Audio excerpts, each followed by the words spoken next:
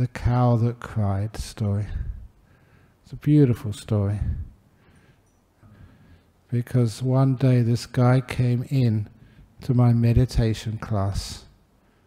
And he had a very thick Belfast accent.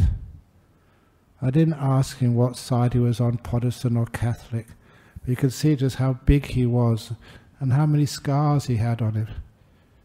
He was a very violent looking man.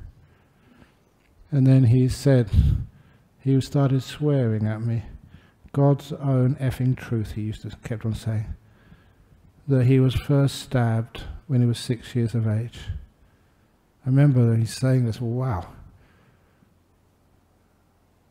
He was in school when an older bully said, give me your money for dinner. He said no.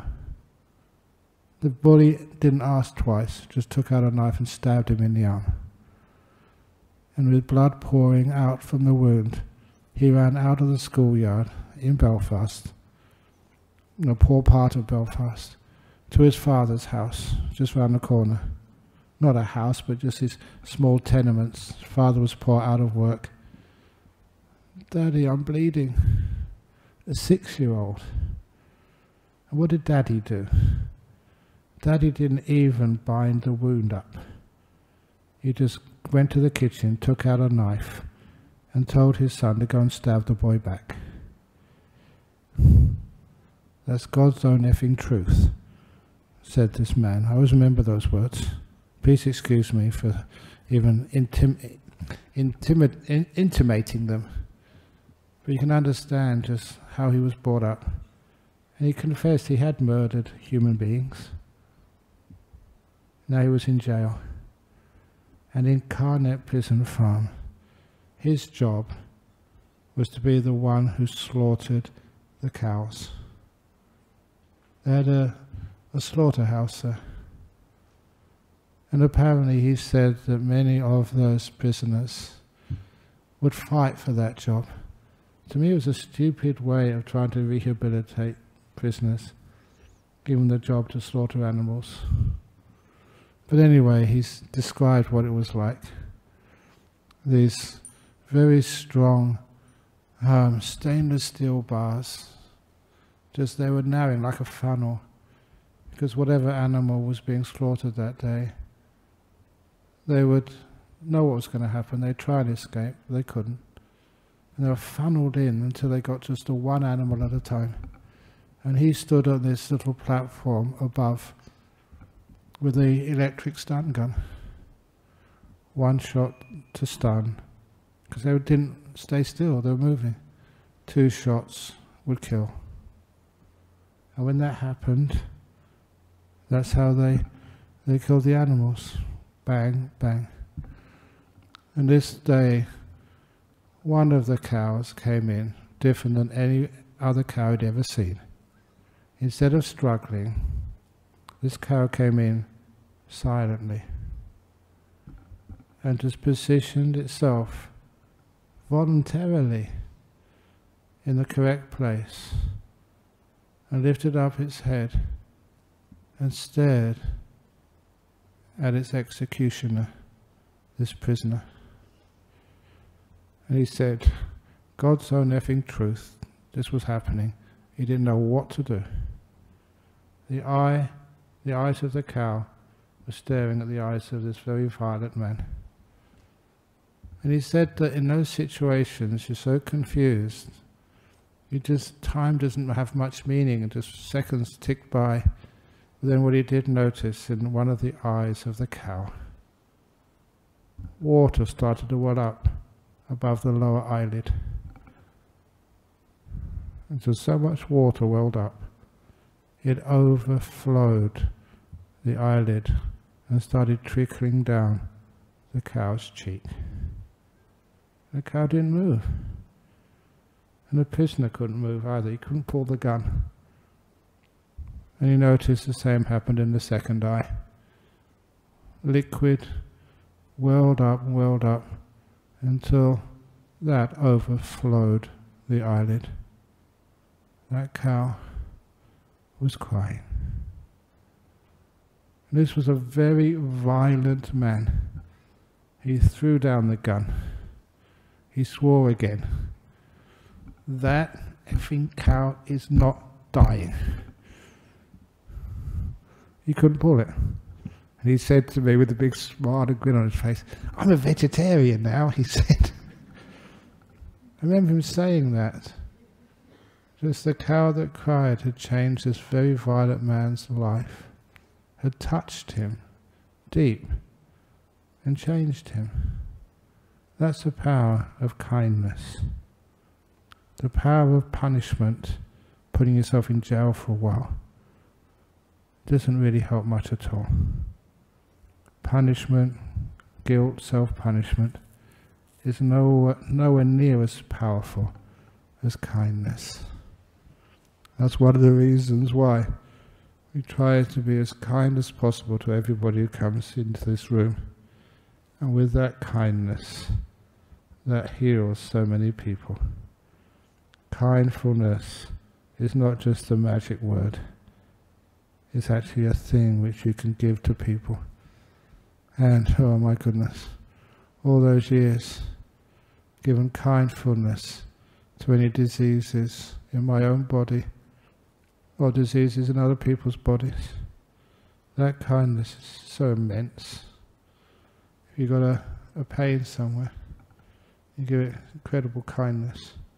And of course I've been practicing this most of my life, so that is very strong in me. And okay, here we go, another old story. Time when I had food poisoning. That if you've ever had food poisoning, it hurts like hell inside. You have spasms, which are unendurable. And this was happening after one meal. I haven't got a clue what I ate. So often when people give you food as a monk, you don't know what's inside it. And so you do eat it. And when you ate this food, something was off in it, because when I went back to my cave where I live, many of you have been inside my cave, just have a look. It's the most visited bedroom in the whole of probably Perth.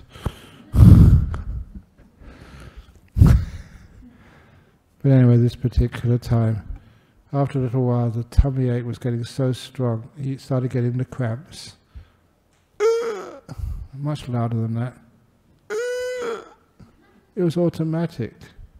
So after a while, I just thought, should I go down and call an ambulance? But, you know, we don't have telephones in caves. And from the cave to where the telephone was, it took me about 5 minutes probably if I went down there. And I remember in emergencies calling ambulances in the past for other monks who were sick. You go there and they say, "Can you please come to Bodhinyana Monastery?" You say, "Where's that?" I said, "It's in Serpentine." "Where's that?" Honestly, they didn't know. So anyway, in the end, I thought, I would just, no need to get the police or ambulance. So I was in my cave. Because I was in the cave, no one could hear me. I could hear myself. And so, oh come on Ajahn Brahm, you know, use your meditation for goodness sake. I know, it was just so wonderful. Get these contractions, and instead of fighting or getting scared of it, you're just with it, totally at ease with it, making peace, giving it kindfulness. Body, that's just the way you're dealing with this problem, that's fine by me. You know, when you don't react with negativity, but you react with kindness to this, the cramps got less intense. I remember just being aware, very fully aware of the cramps in my tummy. And they only got, only slightly less than the last time. But that was encouraging. The next time, slightly less again. Slightly less again. Slightly less again. It took me about 40 minutes. But after 40 minutes, there was no cramps at all. Totally vanished. And I wasn't making this up. It was real food poisoning. And then it had totally gone. After 40 minutes, slowly. And I felt so blissed out afterwards. But that's actually how things happen. You can do that. Of course, I started wondering, those were bacteria. You know, some bacteria were causing havoc to my tummy. How on earth can you relax so much, make peace with it so much, that it totally disappears? And then, being a scientist before, I'd seen bacteria in the microscope, little blobs with all the tentacles on them. I forget what they were called, the tentacles. But anyway, I just imagined that every one of those little blobs, bacteria, whatever type it was, all had their tentacles crossed in full lotus and were all meditating, which was why I made peace with them, they were making peace with me, and they weren't sort of wrecking my tummy. That's Ajahn Brahm, okay, that's just trying to make some fun out of whatever you experience, but it worked. And that's always worked ever since. Whatever problem, physical, which I've experienced, you can always just be kindful to it. You make peace with it, and it disappears. It's weird, but really fun. So this is just a way that when we understand what peace is and how we can make use of it for anything. Well, one of the things we were just talking about earlier with a few people was about even things like depression. In COVID times, many more people experience depression. And somebody was asking me, what actually is it? What's one of its main causes? Why is there more people suffering depression in today's world than I would say ever before? That's my own personal opinion. One of the reasons is because we set our expectations so high, mostly to try and please other people. What you think is expected of you as a human being, as a man, as a woman, or LGBTQIA+. What's expected of you? And you try so hard to fulfill other people's expectations. It could be your parents' expectations, your mother's expectations, your wife's your kids' expectations, your senior monk's expectations. All those expectations which your parents put on you, or you put on yourself. You actually do try hard, too hard. And after a while you find out you can't meet those obligations. What you think is obligations. You try so hard, you tire yourself out. Spiritually, emotionally, you get exhausted. And you keep trying. Please, don't get spiritually exhausted. Because once you get below a certain level, it's very hard to get up again. That depression becomes just so unpleasant. You can't do anything, nothing excites you, nothing, you don't enjoy anything. You know, even just the beautiful weather, it's just too hot. Soon you say it's too cold. People are very nice to you, just what do you want out of this? We get so negative, even the most delicious food just tastes bland. And people are so kind, so good, bleh, get out of here.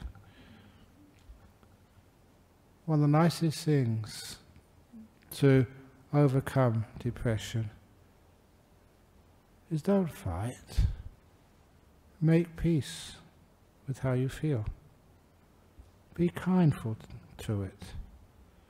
Sometimes that kindness is found difficult because you think that you stigmatize low energy. You feel I shouldn't be like this. Instead, you do feel like this. Be real. Accept it. Make peace with it. It doesn't last. And after a while, when you make peace with depression, your energies start to come back up again. Many times, I should have been depressed so many times. So much of what you try to do doesn't work. You think, Ajahn Brahm, how can you say that? You know, you've been a successful monk, got nice monasteries, people come and listen to your talks. They listen and they actually even laugh at the bad old jokes you say every week. That little kindness and friendliness, that is what overcomes depression. You accept things. You're not fighting. You don't feel that there's something wrong with you. You know that so many times when people even meditate, they don't get deep, and the main reason is they think they don't deserve it. Do you deserve to be happy? Of course you do. I've given lots of people happiness certificates. I don't know why I need to do that.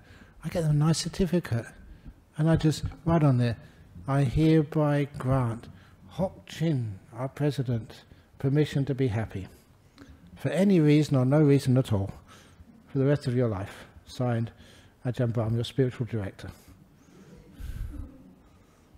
Well, you need a license to get married, don't you? You need a license to drive a car. You need a license, I don't know, whatever licenses you need to build a house. So why can't we give you a license to be happy? In other words, it's just reinforcing the fact that you have permission. It's okay to be happy, to be blissed out. Why not? Instead of always feeling negative about yourself, or about life. That means that you can overcome depression pretty easy. This is one of the reasons why many negative things have happened to me in my life. Even that one time when I really thought the monastery had totally burnt down in a big crown fire in 1991, I think it was. Huge fire. 46.5 degrees before the fire came. Hottest day at the time ever recorded in Western Australia before the fire came. I was there at the time. Huge blaze. I couldn't understand how anything could survive that. But it did. You were ready to let the whole thing disappear and start all over again. All that hard work. Why not? Little by little you understand what depression was and how to overcome depression. Just let it be. Like seasons of the year.